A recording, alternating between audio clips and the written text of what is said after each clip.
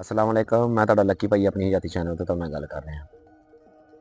ਅੱਜ ਇੱਥੇ ਜ਼ਮੀਨ ਤੇ ਬੈਠੇ ਨਾ ਤੇ ਫਾਰਮ ਹਾਲ ਦੇਖਦੇ ਹੋਏ ਤੇ ਆਪਣੇ ਨਾ ਮੇਰੇ ਜ਼ਿਹਨ 'ਚ ਫਿਰ ਉਹ ਗੱਲ ਆ ਗਈ ਕਿ ਨਾ ਹਰ ਈਦ ਤੇ ਨਾ ਛੋਟੀ ਈਦ ਤਿਉਹਾਰ ਤੇ ਈਦ ਤੋਂ ਤੀਸਰੇ ਦਿਨ ਦੂਸਰੇ ਦਿਨ ਮੈਂ ਨਾ ਆਪਣੇ ਯਾਰ ਬੇਲੀਆਂ ਰਿਸ਼ਤੇਦਾਰਾਂ ਸਾਰਿਆਂ ਨੂੰ ਨਾ ਦਾਵਤ ਕਰਦਾ ਹੁੰਦਾ ਇੱਥੇ ਫਾਰਮ ਤੇ ਨਾ। ਤੇ ਅੱਜ ਵੀ ਮੈਨੂੰ ਯਾਦ ਆਉਂਦਾ ਕਿ ਹੁਣ ਥੋੜੇ ਦਿਨ ਰਹਿੰਦੇ ਆ ਤੇ ਉਹਨਾਂ ਨੂੰ ਨਾ ਉੱਥੇ ਬੁਲਾਉਣਾ ਵਾ।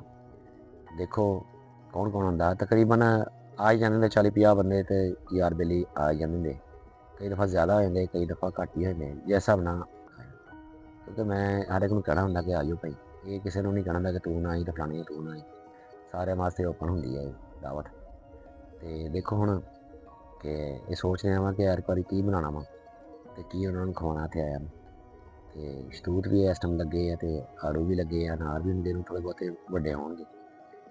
ਬਾਕੀ ਉਹ ਵੀ ਆਣ ਕੇ ਫਿਰਨ ਤੁਰਨ ਵਾਸਤੇ ਆਏ ਹੁੰਦੇ ਆ, ਸੈਰ ਤਫਰੀਹ ਹੋ ਜਾਂਦੀ ਉਹਨਾਂ ਦੀ। ਤੇ ਬਾਕੀ ਮਜ਼ਾ ਬੜਾ ਹੁੰਦਾ ਜਦੋਂ ਸਾਰੇ ਭਰਾ ਇਕੱਠੇ ਹੁੰਦੇ ਆ, ਕਿਉਂਕਿ ਯਾਰਾਂ ਨਾਲ ਬਹਾਰਾਂ, ਜਦੋਂ ਯਾਰ ਭਰਾ ਸਾਰੇ ਇਕੱਠੇ ਹੁੰਦੇ ਨਾ ਤੇ ਬਹਾਰ ਦਾ ਉਦੋਂ ਹੀ ਪਤਾ ਲੱਗਦਾ ਕਿ ਬਹਾਰ ਆ ਤੇ ਮਜ਼ਾ ਫੇਰ ਆਉਂਦਾ ਵਾ। ਬਾਕੀ ਹੁਣ ਦੇਖੋ ਕੀ ਬਣਦਾ ਪ੍ਰੋਗਰਾਮ, ਕਿਉਂਕਿ ਸਾਰਿਆਂ ਦੇ ਨਾਲ ਮਿਲ ਕੇ ਡਿਸਾਈਡ ਕਰਨਾ ਵਾ ਕਿ ਕਿਹੜੀ ਚੀਜ਼ ਉਹਨਾਂ ਨੇ ਖਾਣੀ ਪਸੰਦ ਕਰਨੀ ਹੈ, ਫਿਰ ਉਹ ਚੀਜ਼ ਤਿਆਰ ਕਰਨੀ ਹੈ। ਤੇ ਇਨਸ਼ਾਅੱਲਾ ਉਹ ਵੀ ਵੀਡੀਓ ਤੁਹਾਨੂੰ ਅਪਲੋਡ ਜ਼ਰੂਰ ਕਰੂੰਗਾ ਜਦੋਂ ਆਉਣਗੇ ਸਾਰੇ।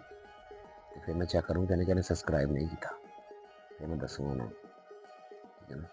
ਬਾਕੀ ਦੁਆਵਾਂ ਯਾਦ ਰੱਖਿਓ। ਬੜੀ ਮਿਹਰਬਾਨੀ। ਅੱਲਾ ਹਾਫਿਜ਼।